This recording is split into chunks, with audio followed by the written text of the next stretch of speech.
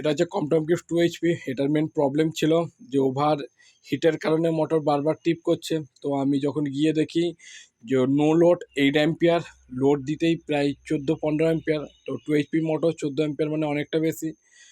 তো আমি যখন কাস্টমারকে জিজ্ঞেস করি যে এটা, কাস্টমার বলছে ওয়ারেন্টির ভিতরে পুড়ে গেছিলো, কোম্পানিতে গেছে, কোম্পানি থেকে এসে আবার 2 দিনের মধ্যে পুড়ে গেছে। কোনো এক টেকনিশিয়ান ভাইকে ডেকেছে, সেও কয়েল করে দিয়েছে। তো তাও ঠিক হচ্ছে না। আমি যখন খুলে দেখি মোটরের অরিজিনাল ডাটা পুরো চেঞ্জ।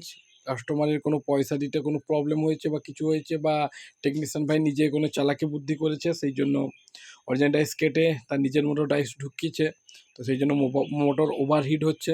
আমি এর অরিজিনাল ডাইস করে কয়েল করে দেওয়া হয়েছে, কোম্পানি যেই ডাইস ছিল সেই ডাইস।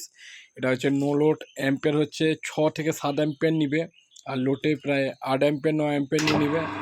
তো এই যে মোটর রান হলো, এই দেখতে পাচ্ছ 6.2 অ্যাম্পিয়ার।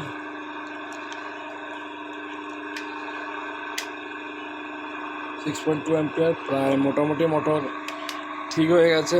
এখন কাস্টমার 24/7 চালাতে পারে, কোনো প্রবলেম নেই।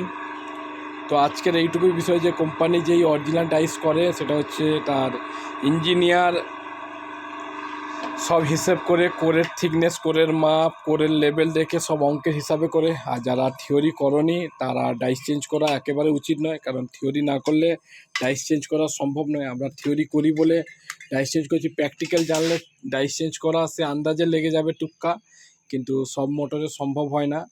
তো চলুন আজকের মতো এইটুকুই।